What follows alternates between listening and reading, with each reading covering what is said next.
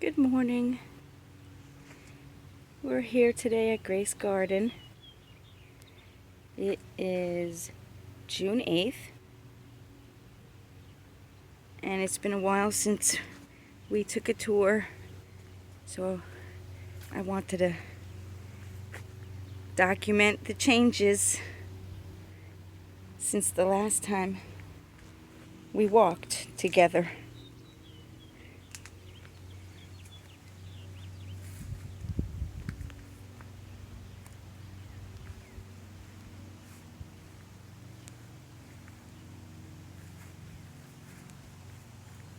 And the roses have bloomed, and they smell sweet and nice.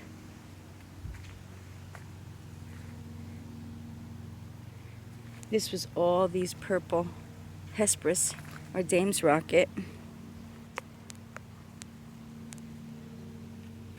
And now we have some different flowers coming into bloom.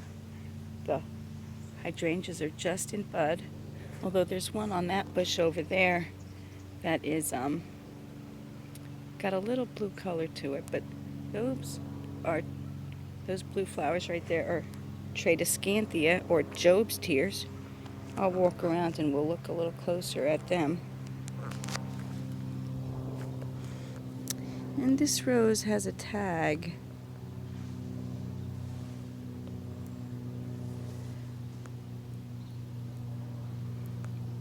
But I don't know where it is right now to tell you the name of it.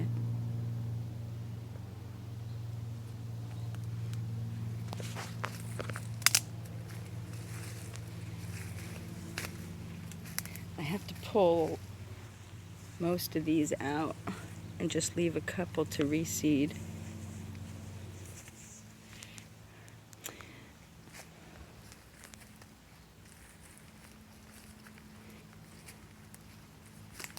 The firewood pile has grown, but now there's a machine to chop it up, a borrowed machine. This plant right here is a gas plant, Dictamnus alba. And if I had a way to flick a bic, if I had a lighter, I could flick my lighter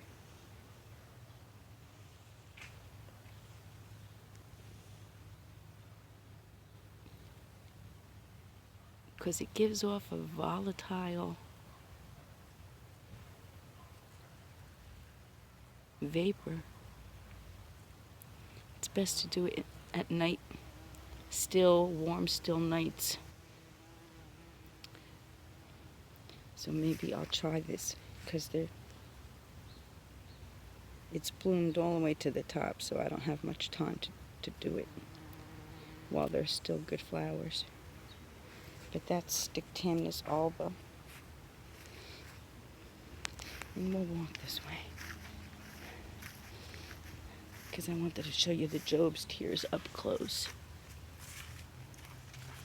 And here's this heads from the allium are finished, but I like the heads.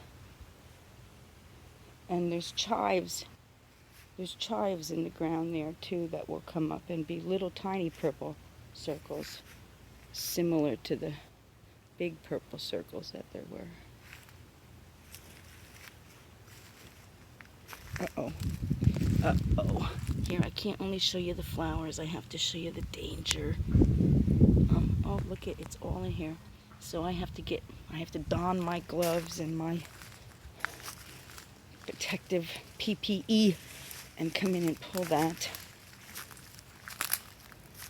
But these are the Job's tears. The reason they're called that is because every day one of these flowers opens for only a day, and by the afternoon the flowers will start to wilt, and in those wilting flowers drops of liquid come off that are really, really blue tinted, like you could color Easter eggs with it, although it's June, so. But it'll stain your clothes. But that's why it's called Job's tears. I'll try to catch it in the afternoon and show you. Usually I do this in the morning. I'll have to do it in the afternoon and show you the difference in the morning and the afternoon. And here is that 4-foot high rose, the miniature rose. It's called Purple Chariot, and it is so fragrant, and it is so beautiful.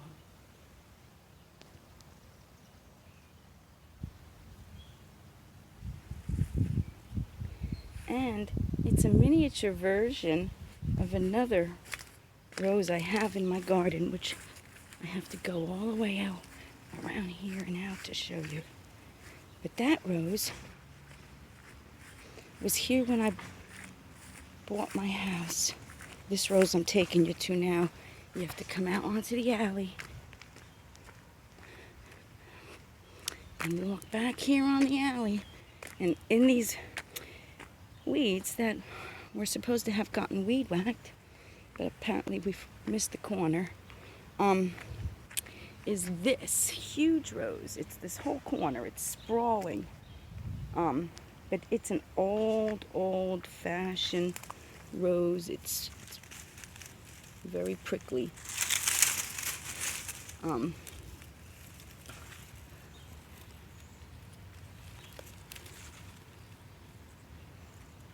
But this is a very, very old-fashioned rose. I think it might be an apothecary rose or something. If you watching can identify this, it's on its own roots. I've taken cuttings and given cuttings to people. But be warned, once you plant it, you can't get rid of it. But you wouldn't want to, because it's beautiful. Good for making potpourri. I've done that with this rose. Oh, and it's amazing. I love this. Oh. There's a view of the woodpile from another direction. But I want to show you the garden up here. Oh, and the grass is mowed. It's so nice. The fernery in here is really cool. I could name all these plants for you, but let's just be quiet and enjoy. Oh, there's some more poison ivy.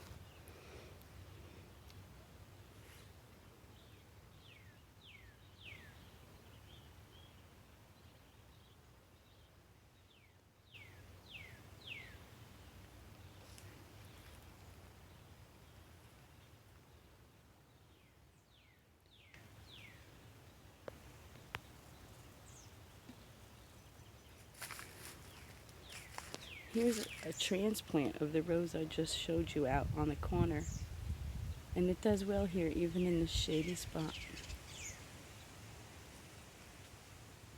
The plant itself isn't quite as vigorous, which is good. But it still throws quite a few flowers.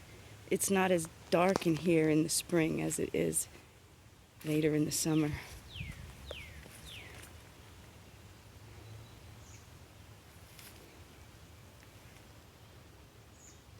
Okay, let's go this way.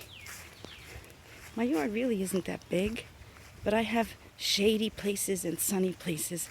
I love that.